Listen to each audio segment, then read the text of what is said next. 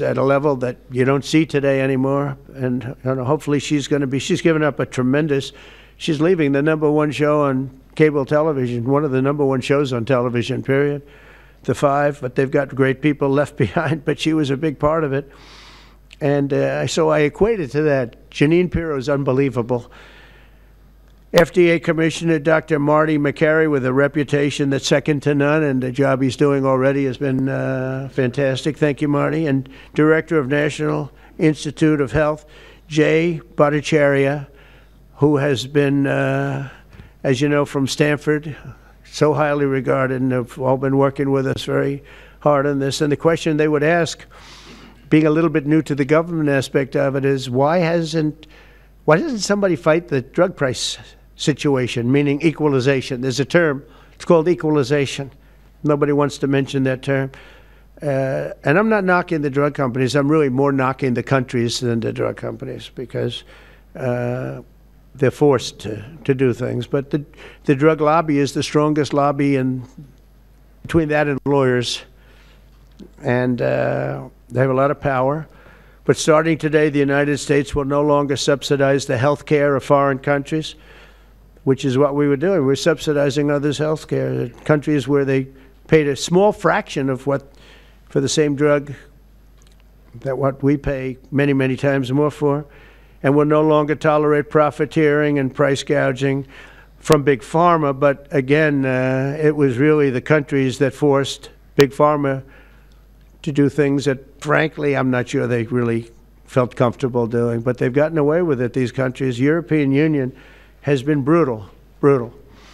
And the drug companies actually told me stories. It was just brutal how they forced them. And European Union suing all our companies, Apple, Google, Meta. They're suing all of our companies. They end up, they have judges that are European Union-centric, and they get rewarded $15 billion, $17 billion, $20 billion, and they use that to run their operation. Not going to happen any longer, that I can tell you. So what's been happening is we've been subsidizing other countries throughout the world, not just in Europe, throughout the world. European Union was the most difficult, from what I understand. I mean, I'll tell you a story. A friend of mine who's a businessman, very, very, very top guy. Most of you would have heard of him. Highly neurotic, brilliant businessman, seriously overweight, and he takes the fat shot drug. And he called me up, and he said, President, he calls me, he used to call me Donald, now he calls me President, so that's nice respect. But he's a rough guy, smart guy, very successful, very rich. I wouldn't even know how we would know this, but because he's got comments. President, could I ask you a question? What? I'm in London, and I just paid for this damn fat drug I take. I said, it's not working. He said, I just paid $88, and in New York I pay $1,300. What the hell is going on? He said, so I checked, and it's the same box, made in the same plant, by the same company. It's the identical pill that I buy in New York. And here I'm paying $88 in London. In New York, I'm paying $1,300. Now, this is a great businessman, but he's not familiar with this crazy situation that we have. But he was stunned. But it was just one of those stories. And I brought it up with the drug companies, represented by somebody who's very, very smart, good person too. And we argued about it for about half hour, and then finally he just said, because they can't justify it, he just said, look, you got me. You got me. I can no longer they've been justifying this crap for years. They said, oh, it's research and development. Well, I said, well, research and development, other countries should pay research and development too. It's for their benefit. It was just one of those things. And the other countries would set a price, and they'd meet the price, and they'd say, if you don't meet the price, you can't sell it in our country. I said, well, then you walk away, and, they'll call you back, and they'll sell it in the country. But now they'll have to do that.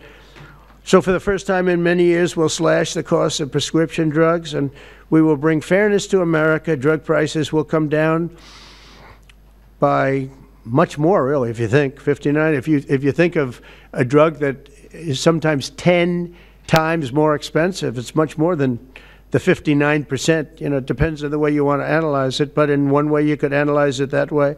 But between 59 and 80, and I guess even 90%. So when I worked so hard in the first term, and if I got prices down, remember I was the only one to ever get prices down for a full year, but I'd get them down like 2%, and I thought it was like a big deal. Well, we're getting them down 60, 70, 80, 90%, but actually more than that if you think about it in the way mathematically. And Pharma has to say, we're sorry, but we'll not be able to do this any longer to these countries that have been so tough. They've been very tough, nasty. It's trade. It's trade. And Pharma is also very powerful. And the Democrats have protected Pharma. The Democrats, this is the Democrats have protected Pharma. These are the Democrats. And by the way, I just called the Speaker of the House, and I just called the leader, our leader in the Senate, John Thune, Mike Johnson.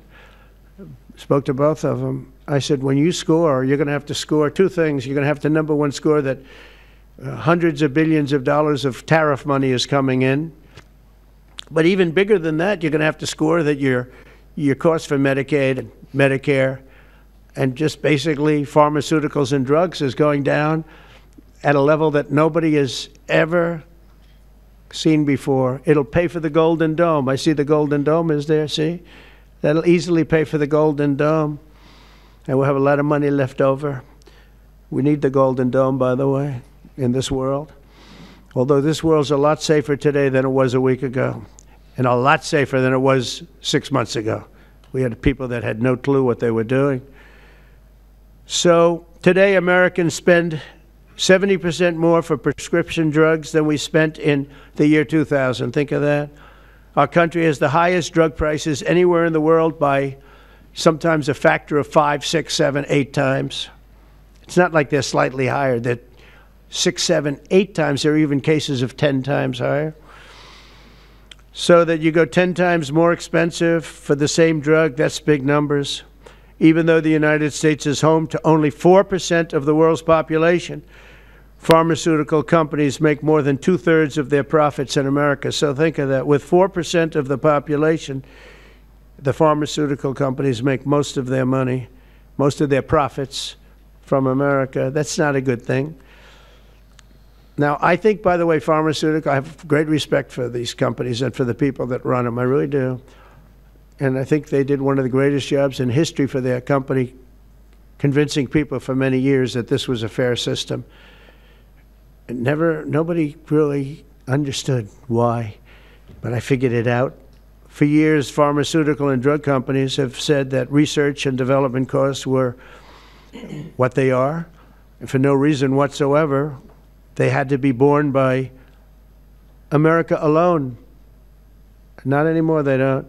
This means American patients were effectively subsidizing socialist healthcare systems in Germany, in all parts of the European Union. They were the toughest of all. They were nasty.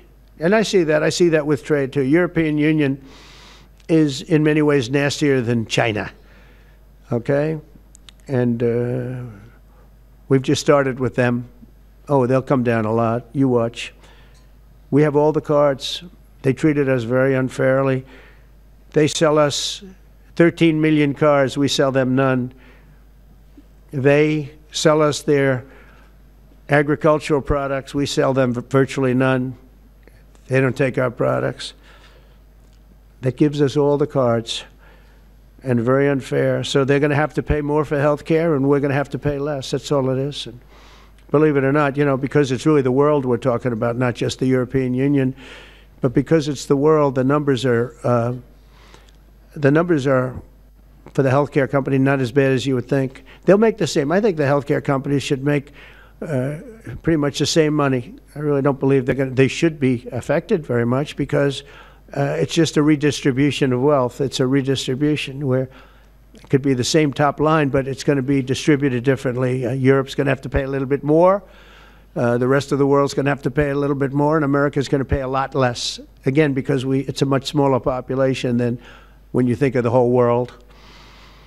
So basically what we're doing is equalizing. There's a new word that I came up with, which I think is probably the best word. We're going to equalize, where we're all going to pay the same. We're going to pay what Europe's going to pay. We're going to all pay. Now, there may be some countries in dire need, and I would be willing to sacrifice that, but and help them. But it's called Most Favored Nation. We are going to pay the lowest price there is in the world. We will get whoever is paying the lowest price. That's the price that we're going to get. So remember that. So we're no longer paying 10 times more than another country. Whoever is paying the lowest price, we will look at that price and we will say that's the price we're going to pay. Most Favored Nations. That's what it is. One breast cancer drug costs Americans over $16,000 per bottle. But the same drug from the same factory, manufactured by the same company, is 1/6 that price in Australia and 1/10 that price in Sweden. 1/10 for the identical product.